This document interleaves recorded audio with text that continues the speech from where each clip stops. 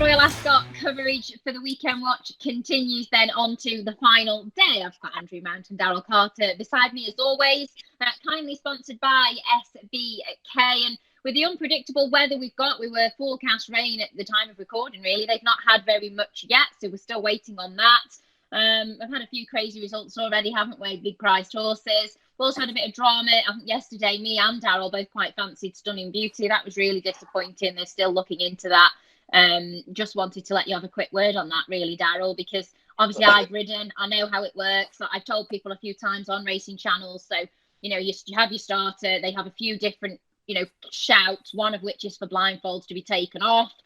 He does pause and wait and gives you chance, to shout if you're not ready, which Sylvester was doing. You could see the jockey in the next stall. I think it was Richard Kingscote, looked like him, but another jockey saying, not ready, and then the stall's opened. Oh, I was absolutely fuming. Do you know what? I just missed the start of the race. Clicked the race on. She wasn't there. I thought, what the hell's happened? And I didn't see it until after the race. Yeah. And do you know what? It's one of those things. It's a freak thing that's just happened, right? Fair enough. But the thing that really wound me up is the fact that the BHA came out afterwards and said that she was deemed a runner. Yeah. Now that was just absolutely ludicrous. They are screwing over punters by doing that. We've got the biggest horse racing stage in the world this week, right? A chance to really spread the message to people, come to horse racing, look at this fantastic product that we've got, come and see us. And the BHA have done nothing but absolutely shit on every single person that's trying to promote this sport by looking like they're shafting punters at that time.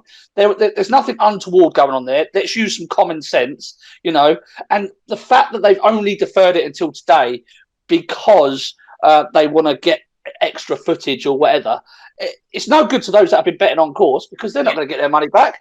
Yeah. They've already lost their money. So they've had an experience where they've had an unfair race. It might be 100, 200 people that have never been to racing before. They've had a bet on this horse. They've had an experience where they feel like they've been shafted and they've lost money. They'll never do it again. Yeah. They'll never do it again. Yeah. So, we've got to... There would be nothing wrong with coming out and saying, this horse is a non-runner. We'll give you the benefit of the doubt, Yeah, but for the sake of the one horse and the amount of money that it was. It's Royal Ascot. I mean, come on. Yeah, Christ, agreed. Yeah. I thought it was really disappointing. And it was a human error, whether it was that the starter didn't hear, whether it was that Sylvester didn't shout loud enough, whatever it wasn't even the horse's fault. So yeah, if you're back Stunning Beauty and you're watching this, we apologise on behalf of the BHA for the ridiculous decision because we were disappointed too. Anyway. As I said, with the weather unpredictable, so good luck, Andrew and Daryl, for all these races. We've got some really difficult handicaps as well as these good group races. But we start with the 2:30, the Chesham, which is a listed race. And actually, yesterday in the 2-year-old race at the time of recording this on the Wednesday, Ireland and America ruled the 2-year-old race. We didn't get much say in it over here. And the betting suggests that this may well go to the Irish as well. Andrew, would you like to start? Yeah, sure thing. Point Lonsdale was very impressive, of course, when making that winning debut, scoring by 5.5 lengths at the Curragh. I mean, do you want to back him at 5-4? He fits in the sort of could be anything kind of category. Yeah. But I'd rather take a chance on one each way at a much bigger price. And when you look at the betting, after 5-4 Point Lonsdale, you've got New Science round about 3-1. Now, New Science won on debut at Yarmouth. Typical Charlie Appleby newcomer, knew his job, pinged out straight into the lead and made all. Now, the runner-up in that race, Reach for the Moon, is the one I'm going to go for. Frankie Dettori riding for the Queen, trained by the Gosdens. Now, the Racing Post close-up comments in that race don't really tell the whole story. They just say prominent, but hang on a minute, he wasn't prominent straight away. He missed the break a beat and then had to recover to sit behind the front runner. And after a furlong and a half, you watch the video, he seems to take a false step and almost stumble. And then later on in the race, he loses his pitch, drops back. You think he's going to finish out the back of the telly. He stays on again to finish second. I thought that was an incredibly promising race. And given that New Science is 3-1 and he's 16-1, I can't quite understand why he's over 5 times the price. He's far more likely to improve for a first run from the Gosden Yard than is New Science from Charlie Appleby. And I know he's still got the favourite to beat, but each way 16-1 Reach for the Moon, I think is a cracking bet here. Yeah, agreed. That was a good one last time out. Daryl? Yeah, I didn't really like that race, actually, New Science race. I thought it was slower than the 66 rated horse winner on the card. And I thought they were almost both well positioned. I would agree with Andrew saying that Reach the Moon may well be able to reverse that form, though. So it's got a fair shout there. I like Great Max for Michael Bell, recorded the joint highest RPR in his Newbury novice race since the, in the last 6 renewals or whatever it is, along with Expert Eye. They were the 2 horses that have recorded the highest RPRs in that race. Interesting, just 9 days later, they want to come here. Definitely going to improve for a step up in trip. All of his best work was coming at the finish, and he was a little bit green, wasn't really sure what he was doing on debut, but it was quite a powerful finishing effort. He was really comfortably on top at the line. Step up in trip, definitely going to suit 7 furlongs, and I thought this stiff track would suit Great Max. There is one in here at a massive price. I just want to mention whether I'll back the horse or not, I'm not sure. Withering for Jamie Osborne. Jamie Osborne, obviously, it's not a go-to trainer, I suppose, for your Royal Ascot horses normally. But this horse was picked up by Bin Hamid Al Khalifa after the debut run at Lingfield. This horse really caught the eye. Ran a blistering final furlong time to be beaten the nose by a horse called Bicep. Now, the form's not really worked out too well at the moment, but this horse was the only horse to take out of the race. Just looked like a definite improver next time. I just found it really interesting that connections like that went to the effort to go and buy this horse straight away. Tongue-tied first time on, 25 days later, up in trip in the Chesham. A little bit to find, on the figures of that run, but screen potential improver. And I think this is quite wide open. I thought the likes of Point Lonsdale, New Science, I thought they were both running promptly in their races. They didn't really have to get into a battle or a fight or anything like that, whereas this horse was held up at the rear of the field, had to weave through horses, had to go through gaps, and I just thought that would have been a great debut experience for Withering. And 40-1, I think you can take a chance on that, even if you like something else in the race. I think you can just have a couple of quid each way of Withering. It might prove profitable. It might be an absolute dud, but I thought it was worth noting. Okay, that's for that first race then. So Reach for the Moon and Great Max as well. They're both each way value in that race. That's the 230. The 305 is the Jersey Stakes, and we're hoping have got a couple of well-fancied horses in here, no surprise. Creative Force just about heads the betting at the moment on my screen. Daryl, would you like to start? Yeah, the boys in blue for me. I thought Naval Crown dropping back to this trip was quite interesting, but Creative Force, of course, we both have agreed that we both agree he's a very good horse going forward. I think he's potential Group 1 class. I think going up to 7 furlongs is a very good move, given the way he travels through his races. I watched that Newbury run back again earlier, and I just was so impressed by the way he quickened up. He was miles better than anything in that race, including Tactical was in 3rd. That form ties in with Naval Crown. I think he's the one to beat Creative Force. I know people are going to say, well, his last run here at Ascot, he disappointed, but I just think you can put that down to him being a bit of a baby as a 2-year-old, not really knowing his job. I wouldn't hold that against him, given what he's done since. So a big Creative Force for me. There is one at a massive price again that I'll just want to mention. A horse called Storm Damage for Saeed bin Saror. This horse absolutely bolted up at Kempton on debut from a wide draw and stalled 13. Did a really good time figure as well. And it was one of the most impressive debut performances I've seen for a long time in a horse. And look, this is a big ask for him to do this on his second start. But I think this is a hell of a talented horse, this Storm Damage. Whether or not he can beat Creative Force, I don't know. But 33-1 is a big price for a horse that recorded an RPR 95 on his debut. And it's just only going to improve.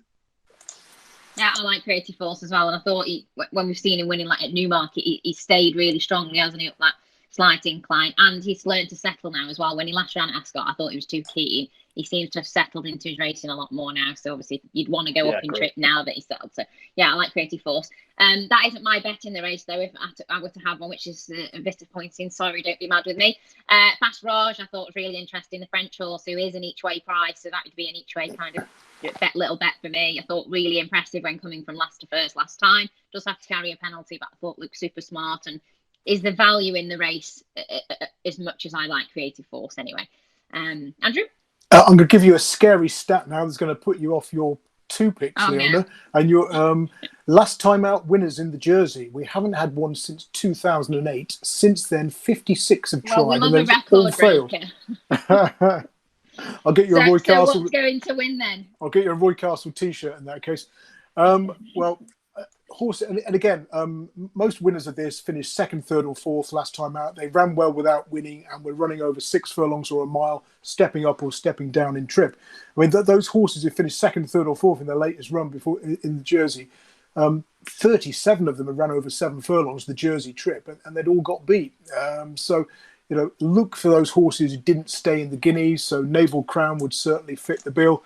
And although he was out of the frame last time out, Mutasaabeg as well for Charles Hills, of course, was 7th in the Guineas. So I'm looking Mutasaabeg, Naval Crown, one on either side of the track. And we haven't touched on the draw, but after day 2, it was clearly obvious he didn't want to be in the middle of the track. The going stick says it's much slower in the middle, far side or stand side. The ground's much quicker. So with Mutasaabeg drawn in 1, Naval Crown installed 15. Both could be well positioned.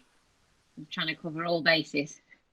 Exactly. Here. How many horses had won from draw 1 in the Derby?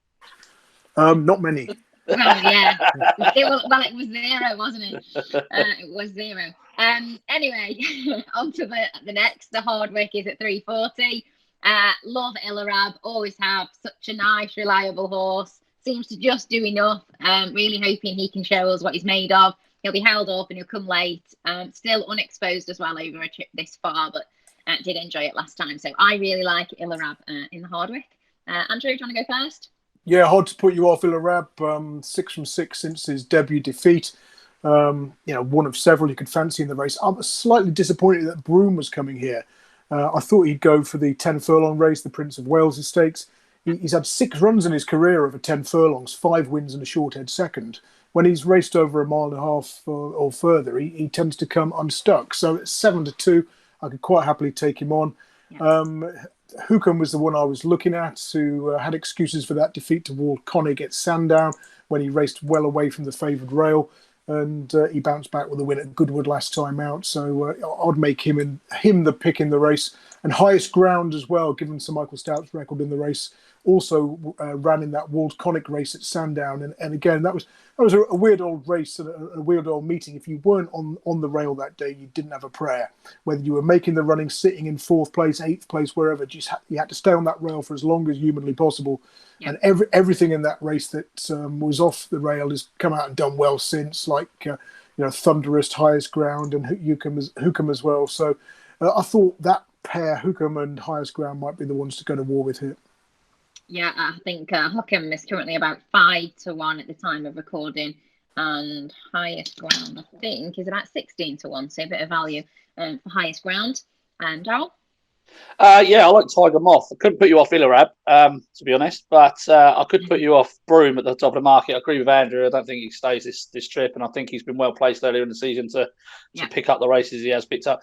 Tiger Moth, for me, very lightly raced.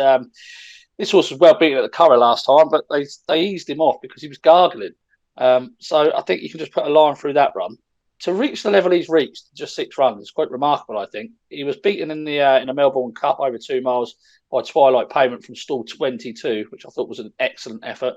Prior to that, he was an easy winner of a stakes race over at Leopardstown. Looks like good form in the book. Irish Derby second to Santiago when coming right from the rear of the field in a fairly slowly run race. I thought there was loads more to come from Tiger Moth, to be honest. I thought he was one of the more unexposed horses, along with Ilaraab, that was going to play their hand. This is a slight drop in grade for him, though. He's been contesting grade 1s Group 1s for the majority of his recent time. So drop into Group 2 company, I thought would really suit him. And I thought this track trip, I think a lot of things would suit him. And I don't think he'll mind any rain if it comes either. So, yeah, I couldn't really find any faults with Tiger Moth, probably other than the draw. It doesn't bother me anymore that Ryan Moore chooses Broome or who Ryan Moore chooses, to be honest. They don't know, really, do they? I don't think they know.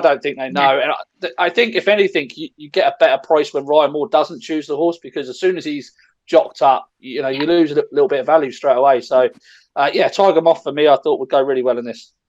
Not worried about the gargling last time? You think that was perhaps just back from a break, or? Yeah, I just thought maybe it was a one-off. Maybe he's never done anything like that before. Perhaps it was first time out after a break. But yeah, I wasn't overly. I was just more happy that it was an excuse for the run rather than anything else. So and a better price. Yeah, and a better price. Yeah. Yeah, okay, Tiger Moth then for the 340. The 420 is the Diamond Jubilee. Good race this. Dream of Dreams is a lovely horse. I actually thought Dream of Dreams would be favourite, hopefully on the right side as well as regards draw. I thought was really good on this seasonal reappearance at Windsor. Another horse who's pretty versatile ground-wise, which I think is probably something to look for because we're just not sure at this time what's going to happen by Saturday. So I like Dream of Dreams in that 420. Daryl, do you want to give us your pick first? Yeah, I agree. Dream of Dreams for me. Backed him at 4-1 yesterday, I think. I mean, I really like Starman. I know that this horse Starman is going to be, potentially very, very good in the future. I think we all do now. He's been so impressive. He's entitled to improve. But we're due a lot of rain tomorrow, and it's been well advertised that he wants the fastest ground possible. Yeah. And I'm just not convinced that. I don't know. I think he's definitely going to be a really good horse in time, but I just think he's got quite a bit to find with the form of Dream of Dreams. Yeah. Head second in this race last year, Dream of Dreams, or was it 2019? Sorry, 2020 and 2019. That head second to Blue Point is just some of the best form on offer. I don't think this is that deep of a race this year. Outside of the top three, I think this is a really poor renewal. This is definitely Dream of Dreams' chance to get his head in front. In this race, I think he should be favourite. I think the prices should be flipped. Starman is the young pretender, if you like, but he's got it to prove still. And I know visually, because I've been the same visually, I think he's been very, very good. Yeah. But it's got to be Dream of Dreams. I can't back anything else other than Dream of Dreams for that price. I know, I feel the same. I like Dream of Dreams. We're in agreement, so who knows what that means. Andrew? Yeah, there might be a third vote for Dream of Dreams now. Yeah, interesting. There is rain forecast during racing on Friday, about 20 mil according to the weather service I use, and they were the ones who predicted only 2 millimetres after Wednesday's racing going into Thursday, whereas the BBC were saying over an inch of rain, sort of 30 odd mil. So they've been right so far this week. So if they're right again, that's certainly not going to count against Dream of Dreams because it's run so well at this track. Yeah. And in this race, finishing a narrow second to Blue Point. Now, I looked at the pace of this race when the decks came out, and there isn't any among the high numbers. So you've got Starman drawn 13 of 14, and there's only hold-up horses around him. So it could well favour those drawn low. You've got the likes of Emirati Anna over there. You've got the Namos, the German horse. There's one or two others as well. So I think the pace will be far side. It's going to suit Dream of Dreams, and I think he will start favourite on the day, particularly if the rain arrives. Glen Shiel is another one who seems to be the forgotten horse of the race after that defeat in Ireland when he was favourite on his comeback. He'll improve for that because he won at Champions Day over course and distance, beating Morando by a nose at 16-1. So again, the more rain, the better for him. But I'd go Dream of Dreams over Glen Shiel. Okay, all right, 3 for Dream of Dreams. That's an easy one for you then if you want to side with us. Won't take you long. I'm not sure we'll agree on any of the next couple. Absolutely impossible races. The 5 o'clock is the Wokingham. I really fancied King's Lynn on Tuesday. Very difficult to watch. Absolutely no run whatsoever, which was frustrating. And my favourite friend, 33-1, Nat Rohan, goes in here as well. So there's lots of horses that I quite like. So I'm being a big fat chicken and not actually having a selection in the Wokingham, would you believe? I probably will back a couple come the time, but don't have an outright selection. You two are not allowed to do that, so you have to give us something. So, Andrew, do you want to go first? Yeah, sure thing. You'd respect the chances of King's Lynn off this mark after that unlucky in running 7th in the King's Stand, as you say. Drawn over towards the far side in stall 7. There should be pace on that side. You've got a visored first-time front-runner in Raib for side Bin Saror and Jim Crowley coming out of stall 1. So don't worry about the pace. And by this time, we'll have had clues from the Diamond Jubilee and from the Jersey as to whether you want to be one side or the other. I mean, one thing to bear in mind is when it rains, of course, the stand side might be favoured because it's you've got the shadow of the stand, and sometimes it can cover the rain depending which angle it's coming in from, so it can actually be quicker among the high numbers. But that's obviously something to look out for in the first couple of races. So yeah, King's Lynn was certainly on the short list. Rohan, of course, can't run in the Commonwealth Cup because he's a gelding. So you feel really sorry for him there, and he's you put him up last time, and you've been dining out on it ever since. And why not? I'd have done exactly the same thing. I never even mentioned it. Long may it continue. But one other I like is for last year's winning yard. That's a Repartee for Kevin Ryan. Now the stable had a winner here on Tuesday, Juan Elcano, who's returning from a wind-up for the first time. And this one's got a very sort of similar profile. You go back to Doncaster on fast ground in September 2019.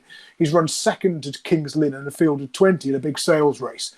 Now, he's then won in listed company at Windsor after that. And then his career has sort of taken a bit of a nosedive. He's finished last in 2 starts. They've gelded him. He's come back from the gelding operation.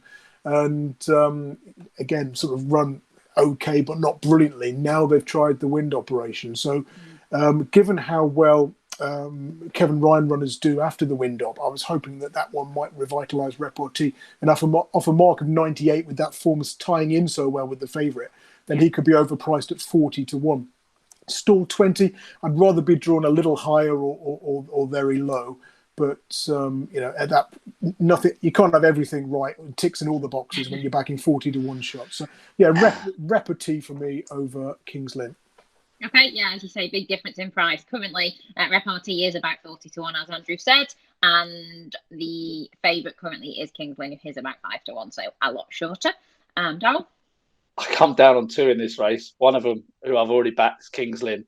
Yeah. And the other one was Repartee. No joke. It could go well. Yeah, well, I won't repeat what Andrew's just said. I just thought that he was one of those that I thought could bounce back at a big price. He dropped out at Newbury after winning at Windsor in good style last year, and he dropped out like there was something clearly amiss. The way he just dropped out was ridiculous. They then ran him 12 or 13 days later at Goodwood, and he was well beaten, in a good race in a Group 3 there. They clearly didn't sort the issue, so they gelded him, came out of Wolverhampton. I wondered why on earth they were making the run-in with him, really, at Wolverhampton. I thought he likes to sit just off the pace and then kick clear.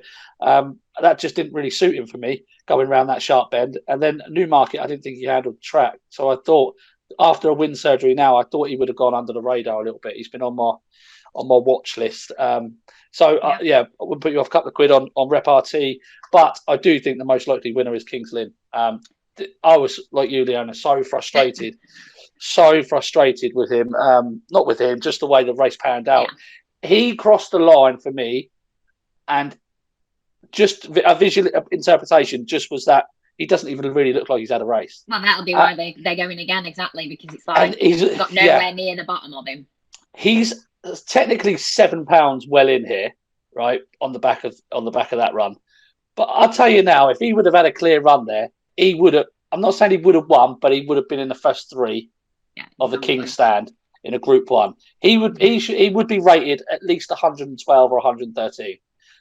You could really argue that this horse is, if he's going to show up in the same form as he was 4 days ago, he's 10 to 12 pounds well in this mark. Now, obviously, things need to fall right in a race like this. I actually think as well, the step up to 6 furlongs, I think that's an important factor to mention. I actually think that's definitely going to benefit him. The draw, obviously, as we know, is very important. So this will be an unlucky story for connections to King's Lynn this week if he turns out on the wrong side of the track. Because this is one of the most improved horses of the season, and he is at least 10 to 12 pounds well in. He'll handle some cut as well, won't he? And he will, yeah, exactly. I mean, it has been withdrawn on soft ground before, but then you look back, he's finished second by a neck at Doncaster, 6 furlongs on soft. He won on good to soft ground in that listed race at Haydock. And he's won in big fields, albeit not in a handicap. But yeah, it's quite, you don't really associate Sir Michael Stout with this kind of sprint handicap. But yeah, 5 to 1 could look very big, I think, come Saturday afternoon. The thing is, as well, is that he was he was off a long time. Well, not a long time. It seemed like he was off for forever because we were waiting for him to reappear. I mean, he was only beaten 2.5 lengths by Starman, who's favourite for the Diamond Jubilee over 6. Like, this horse is much better than a mark of 100, and he's just shown it 4 days ago. I think he's just going to get shorter and shorter in the market, and you're going to have to. I think you're going to have to hold your hands up and go, "Well, he was drawn the wrong side," or it's a good thing. You know what I mean? As you say, or he gets far too short for the risk for such a big race that can get messy, and you just pick some each way. And if he goes and wins at a short price, you knew that he was a good enough horse, I guess. Yeah, I think he should bloody win. Well, that's why I said I'm not picking anything, because I think that Kingsland probably should win, but it's been giving us that exciting. But never mind. On to the 5:35 then, the Golden Gate Stakes, and this is another handicap, but over a little bit further, 1.25 miles. At the moment, Alfaadhel heads the betting, who we've not seen much of. We've got quite a lot of unexposed horses in here. Let's start with a word on Alfaadhel, though, shall we, Daryl? Is it all right just to pick this race up at Royal Ascot quickly? Because you can both watch it. You just can't have the sound or anything on. What have you bet here, Daryl? I've backed Perfect Power 20-1 for Richard Fahey. I thought this horse finished really nice. I mean, the race was absolutely, there was nothing in it in behind, but the way the horse finished out the race was just so impressive. I thought the debut run was full of promise as well. You're on a 40-1 shot, yeah? Yeah, King of Speed, bigger than that now, I think. Did really well to win at Redcar's second time out. Big market drifter, reversed the form with the one who beat him at Chelmsford, and he was on the wrong part of the track. Massive bias to low draws on that far side rail that day, and he's done really well to win down the middle of the track. I've also bet Project Dante for Brian Smart, who's still 16 of 16, and got a really good speed figure for that debut win. And of course, the yard had one run well in the one of the 2-year-old races on Wednesday. So Project Dante and King of Speed. King of Speed might have a nothing draw in the middle in stall 7 of 16, which is a worry. But then again, he's 50-1, so it can't have everything. What do you make of this Cadamoso, the Fav? Yeah, I mean, again, stall 2 could be handy. And again, he's another one where you can't say you can't win. At the same time, you're thinking, well, do I want to back the favourite in a race like this where there's a whole lot of interesting and improving sorts around him? So it was just the price for me that was putting me off. Here we go. Yeah, I was just going to say, everybody. So this is obviously at the time of recording on Thursday.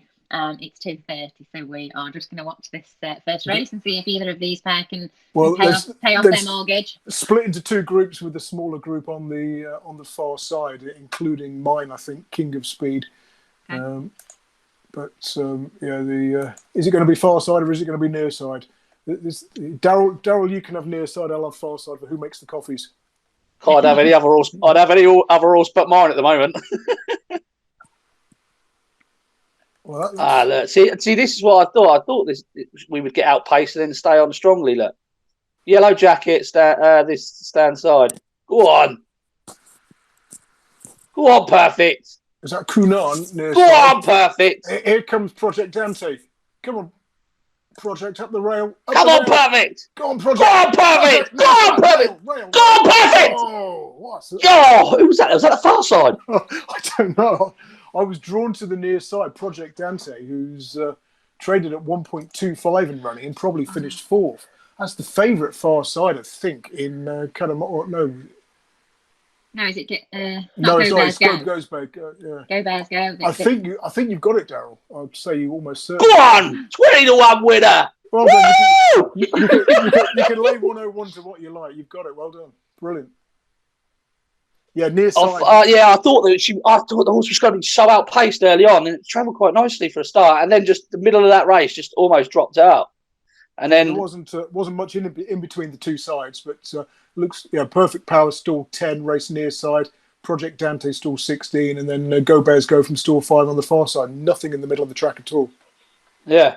Do you think that's gonna change when the rain comes tomorrow? Because you just get sort of used to this draw, don't you? You get used to this draw, and I've noticed over the last couple of years it tends to then flip. The last day or the last couple of days. Yeah, because the ground will be opened up on the far side and the near side. The rain gets into it then, and it gets softer. And the bit they haven't raced on down the middle of the track might end up being quicker. Yeah. Well done. That was a good start to the day for Daryl. You unfortunately won't get to see the other races on this podcast because we'll have finished recording, but apologies for that.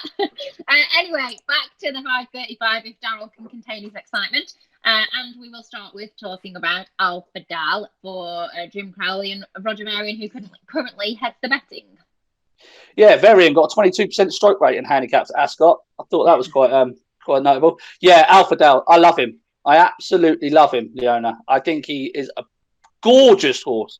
I do. I think he's fantastic. I think he's a group horse. Honestly, I really do. And I know you can get, carried away, and you can say that about a lot of horses. Mm-hmm. But the way he picked up Sarumi at Lingfield last time and just brushed him aside like he wasn't even there, it was just so impressive. Jim Crowley didn't need to bring the stick through. It was so effortless. And I actually don't even think that the Lingfield and Chester has even suited him. Yeah, I really don't. I think, despite the track. Yeah, I really do. And I think a big galloping track like Ascot, he's drawn in 15. I don't mind that on this round course, actually, because I think he's going to stay out of trouble for a little bit and then come over in his own time, rather than having to be rushed up from an inside draw to ensure a position. And I just thought this is the time. If he didn't win at Lingfield and he didn't win at Chester, I would think that this would be the time that he would win. Yeah. So on handicap debut off a mark of 98, I think he's got plenty more to come, given what he's done in 3 starts so far. I do fear Fantastic Fox, because I think this horse is quite good as well. But I actually don't think there's too much depth to this race. I think that a lot of these horses have done their winning. And I think Alfaadhel is the one definitely to be on. Yeah, Fantastic Fox not proven yet over 1.25 miles. Alfaadhel already is. And the horse that Daryl just mentioned there, Sarumi, that Alfaadhel beat last time, that's come out and won again since. That one not won again. That one at Haydock the time after. So that form's looking not too bad either. Daryl, Andrew. Yeah, if I could play my get out of jail free card and skip a race, it would be this one. Completely horrendous.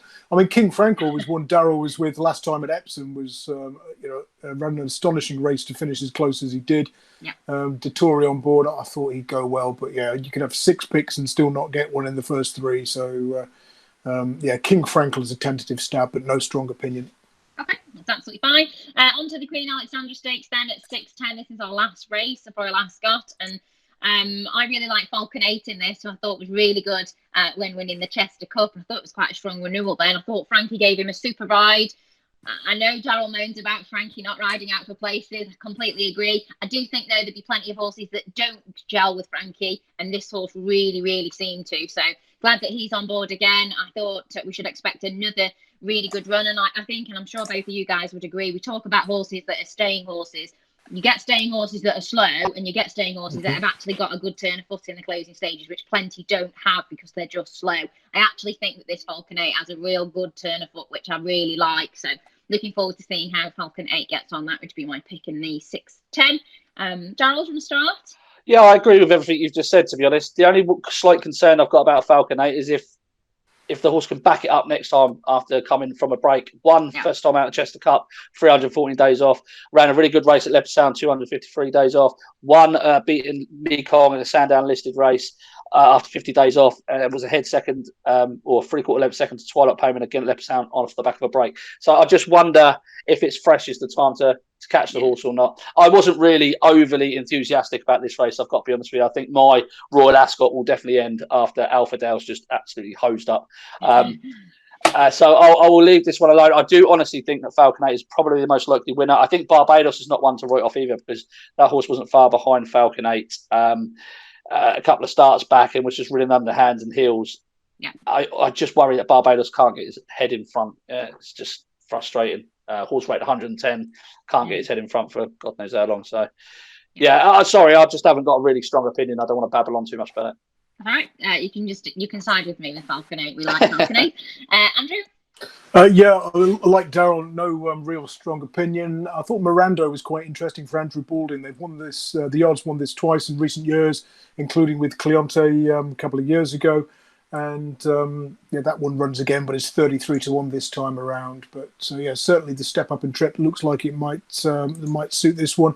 And the 1-2 from last year do battle as well. Who Dares wins in the Grand Vizier, but I thought the Grand Vizier might be the one to reverse the form, given how well the Ian Williams yard are going at the moment. So I just say Morando and the Grand Vizier against the field here, but it's not a race I intend to have a bet in. I'm just, where is the Grand Vizier? Have you got a price for the Grand Vizier? Oh, yeah, about 11. So the Grand Vizier currently about 11s, Morando about 8s, and for me, Falcon Eight is now about 11 to 2. We'll do bets anywhere else. That's it for Royal Ascot then. Bets from anywhere else on Saturday for either of you if you have any for me. Go on, Drew. You go first. Daryl, you go first. I haven't looked yet. All right, I've got baby Alya at Haydock 7:35. We tried to tip this horse up last time. It was due to run. Came in non-runner after being well supported. Go back to the Newbury run and just have a quick look. She's literally finished on the bridle. She's very well handicapped. This horse had a coronation entry at one point, running off 73. 3 o'clock Redcar. I thought Young Fire really caught the eye last time at Haydock. I think that horse is ready to go in, primed, well handicapped.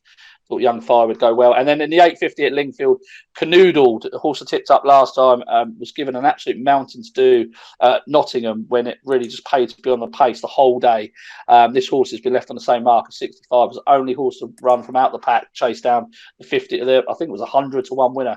The day, you remember the day we had a 200 to 1 winner and a 100 to 1 winner within 5 minutes. Redcar, yeah. Yeah. Safi Osborne takes off £5. It's effectively £5 lower now. This Canoodle is definitely going to win off this handicap mark. So keep an eye on that one. Those would be my 3. Okay. Andrew? Redcar 225, Racy Stacey. She was 125 to 1 in a 20-runner handicap at Redcar last time out. She's run an astonishing race. I said the 2-day Redcar meeting, 31st of May, 1st of June, massive bias to low draws. If you weren't up that far side rail, you didn't have a prayer. You look at the first 5 in that race, drawn in stalls 3, 4, 15, 5 and 2. The outlier was Racy Stacey, who was down the near side. Amazing that she's managed to finish so close. She's got the cheap pieces on for the first time, trained by Steph Hollinshead, so she's probably going to go under the radar. The downside is she's in stall 7 of 10, so I want to watch the first couple of races to see if there's a similarly strong bias. Maybe the rain would change that, and it won't be so bad to be down the middle of the track. But she's the one I was looking at away from Ascot. Okay, very little weight to carry as well. Racy Stacey, just 8 stone 4, so I guess we'll get to see if she is Racy Stacey. That's it then. I'm glad that we managed to give you a winner for one of the Ascot races as well, whilst we were live recording this podcast. That's always good. Naps, please. I want you to pick a nap from all of your selections each for me. Reach for the Moon in the opener at Ascot, the Cheshire. Okay. It's very hard. It's very hard this week because I like. Taking too long. You can't have mine. Ilaraab is mine in the hard way. The 340. Alfaadhel. Oh. Do you know what it is? Do you know what I reckon? There's a great Trixie on Saturday. I reckon Kings Lynn, Alfaadhel, and Dream of Dreams. I reckon that little Trixie might pay a nice touch. But Alfaadhel, I think this Alfaadhel is definitely. I think this is a fairly weak race. So I think Alfaadhel's a good thing. Yeah. Yeah. Alfaadhel, definitely. Sure. Okay. That's it then for this week. By the time you watch this, I hope you've enjoyed most of Ascot. Obviously, we'll still have another day to go, I would imagine. Thanks for watching, as always, and don't forget to keep in touch with us on our social media. You can obviously comment on the YouTube video as well if there's anything else you want us to talk about or cover at GG.CO.UK, as always. And obviously, we're on Instagram and Twitter as well. The guys' Twitters, obviously Daryl at Carter and Andrew is Trend Horses. So do check all those out as well. Check out the website for more videos, more tips, updated tips as well. Of course, if the guys change their mind or if the ground changes or anything like that. And of course, we've got race cards and stuff as well on GG.CO.UK. Thanks for watching, as always.